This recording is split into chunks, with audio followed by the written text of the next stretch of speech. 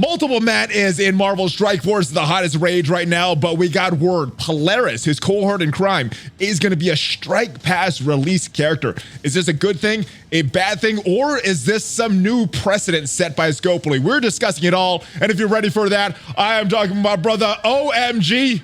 So OhEmGee, tell him what to do, brother. Let's go. ValleyFlyin.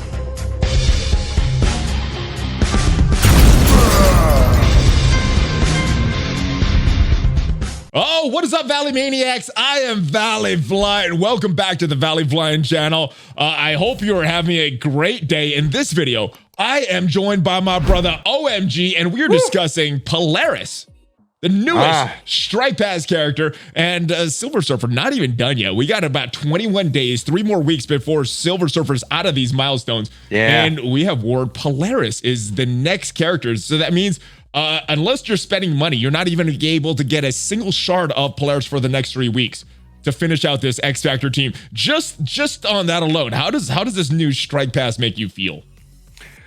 Okay, so the thing that really worries me is like, okay, so first of all, what is the next RTA character, right? Which is going to be on Friday, and yet they're already announcing that Polaris is going to be, and this is kind of a strange precedent, right? Like, what does this mean going forward?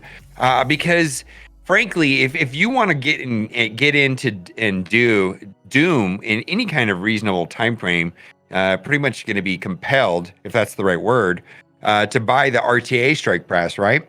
And then if you're going to want to have this attractive character, like so far, it looks like Silver Surfer is amazing, right? And then if Polaris is the last piece, we're going to talk about Multiple Men on my channel, but Multiple Men, then it's like, well, I've got to already have this great team of X Factor, but I can't really use it until I have Polaris. Well, I got to buy like they're forcing everybody into the Strike Pass. Now, the problem I have with this is that if you're not going to spend any money and you're a free-to-play player, you're how many was it? 45 days out before maybe 50 days out from today before you have a 2-star unlock on Polaris. Oh, that's a weird precedent, right? I don't know. This could be the sign of things shifting in Marvel Strike Force. This is the actual in-game mail that we got yesterday. Be on the lookout for the upcoming season of Strike Pass to earn Polaris shards. Now, the problem that I see, Silver Surfer at 2 stars, even at 2 stars, was viable in the Doom raids. Is Polaris going to be like that? I mean, there's indication that Multiple Man might be like that, but looking at her kit, I don't see it. And maybe I'm missing something here, but is she going to even be viable at the 2-star unlock that free-to-play players are going to get at the end of this? So in 28 plus 21 days, so that's what almost 50 days that free-to-play players will be able to unlock this character. Multiple Man looks like he's kit-based, right? Yes. I don't think she looks like she might need some stats. You know what I mean? Like she might need some red stars, right? And so you might need some gold stars on her. So I think everything is relative, right? What are the different ways of releasing characters, right? We've got event campaign, gold milestone, blitz, special events like Red Guardian Venom. Then we've got this new RTA Strike Pass. We have legendary characters. Technically, that's a way of releasing characters too. Yeah. What is a good way of releasing a character? What is a bad way of releasing characters? And this is not my preferred. No, I did a poll. Let's go check out the results of the poll and tell us what we're looking at here, because this is from your Twitter account. Yeah, so this was a poll done on Twitch. One of my mods created. Big shout out to the mods. Event campaign characters are the most player-friendly, favorable way of releasing characters. So we have the Multiple Men event campaign starting later this week on Friday, I believe. And so that's great. Everybody gets them unlocked. We get not only you get other characters, you get gold, you get orbs, you get all kinds of stuff, right? And you get to play the character in advance. And my guess is that she might also be in this event campaign, so we'll have an opportunity to play her in the event campaign. I'm just guessing. I mean, she's in the game files. Why wouldn't they put her in the event campaign? And that's probably going to be our teaser, right? And so that is the most favorable. Gold milestones was the number 2 because that was a relatively slow way of getting a character too. It's slow. It is slow, but it's everybody's forced to that slowness. You know, not with I think I don't remember with Emma and Symbiote Spider-Man, but I think back in Captain Marvel there was no offers for her. The only way that you could unlock Captain Marvel is going through these milestones slowly. I remember there being offers. There was definitely offers for Captain Marvel. I don't know about Captain Marvel. I know for sure there were Emma offers. 1000% there were Emma offers. Okay, I think Captain Marvel was the first one, and I don't think there was a offer at that time, and everybody was getting Captain Marvel unlocked at the same rate. You know, so I thought that was a nice friendly release method for free to play players. They're going to have offers for Polaris. I promise you. Just like they had offers for maybe next week. Just like maybe just like they did for Symbiote for Multiple Men and Silver Surfer, right? So Blitz, you can see, and I just want to say Blitz, special events, and RTA Strike Pass, effectively could all be in the same category, clumped together. I don't think there's much difference there. Yeah, I kind of like the Blitz, but I also agree that it's not fair unless they have multiple shards or there's cutoffs that make it more fair for mid-game players and new players to unlock these characters. Right now with Blitz Sim, it's cool because we don't have to spend as much time blitzing, but it kind of left anybody that doesn't have like an end game account, put them at serious disadvantage with Sim Blitz ever since that came out for release characters. High TCP people that are willing to blitz have an extreme advantage in blitz. And special event is frankly, this last special event for the 30-year anniversary wasn't tied to a character, but that was reasonable, right? Like I thought that was an amazing event, but I found the Red Guardian and Venom events to be tedious. You had to blitz Moon Knight was not that bad though. Moon Knight was the most recent one. That was the most recent one we had, and that seemed okay. Yeah, it's they're not the worst. I don't mind that, but I just think there's a lot of people that are unwilling to blitz, every 2 hours, even 5 or 6 times a day. That's a big commitment from the community to do that.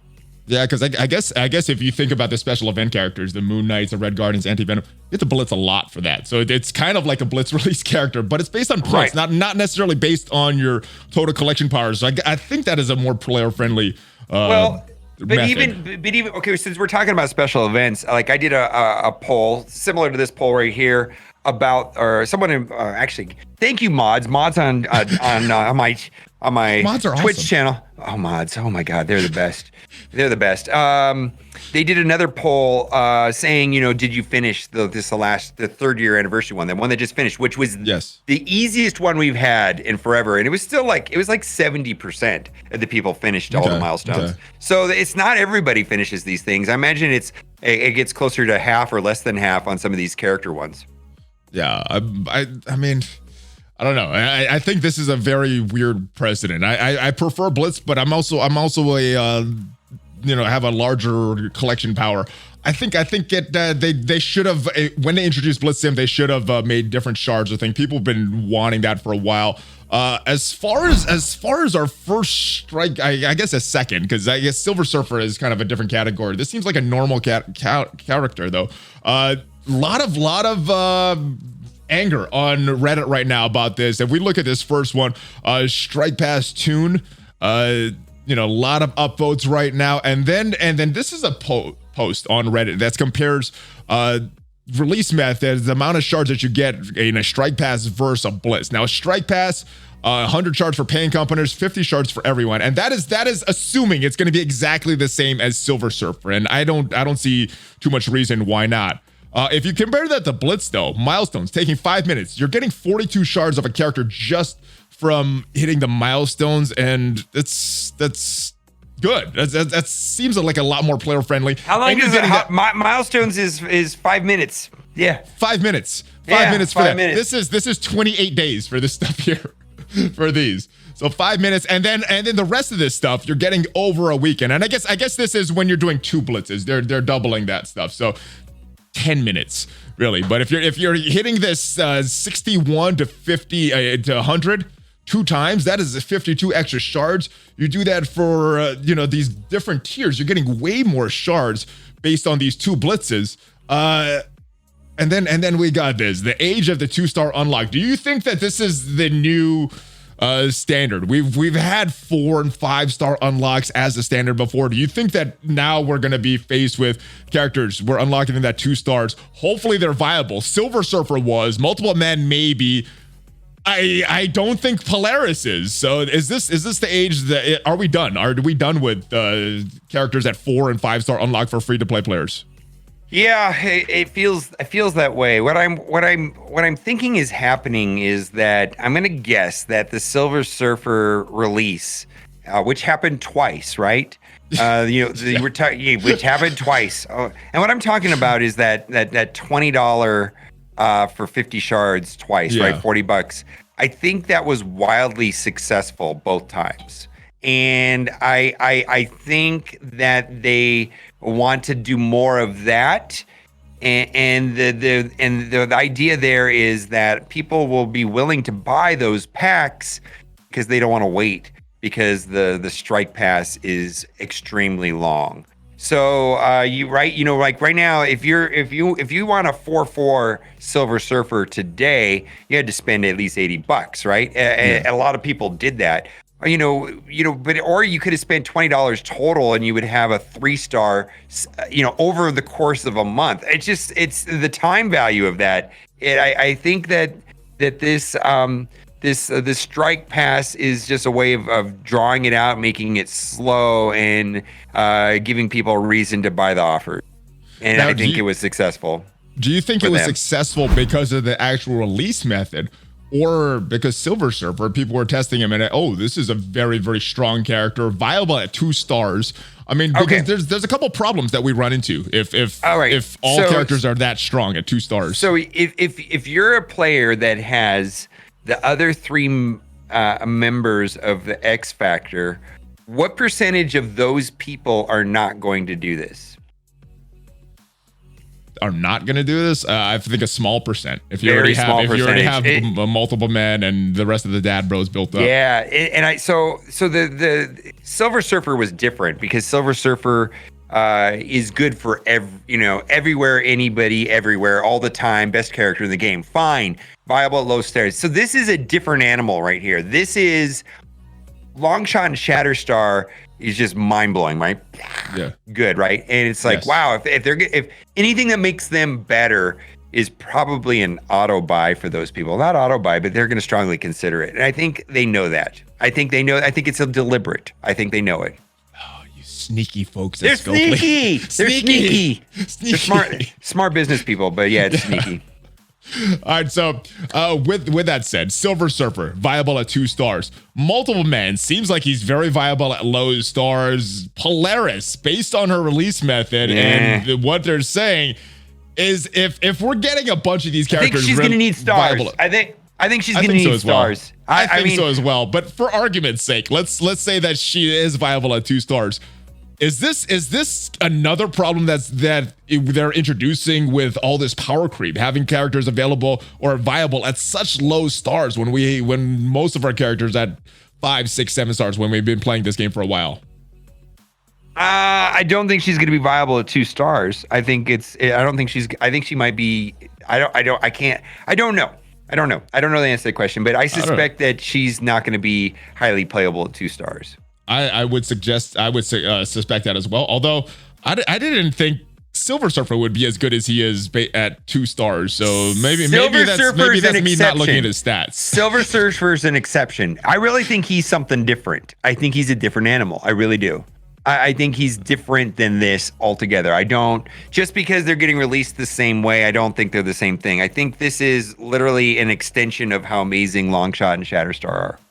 All right. Well, moving forward, what do you hope happens at this point? Do you hope that maybe that she's gonna be in the strike pass, but maybe we're getting a blitz for her as well, like some of the rumors suggested, or this is the release method? We're not going to see a glimpse of her. Free to play players are not going to see a glimpse of her for at least 21 more days.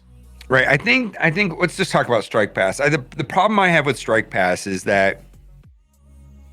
Oh, this is going to sound really, really rich. The value is there, and so I feel compelled to buy it. Now, of course, I have an option, right? But at some point, it's like, wow, if I don't buy this, I'm not getting all this stuff. And I don't think anybody wants to play a game where they know they're going to have to spend $40 a month. Now, I got to tell you this. Now that I've got my characters done for DD4 and I'm wrapping up Doom, the second run, I don't even know if I'm going to be buying that RTA strike pass anymore. I mean, what's the point? Especially if I don't need the character.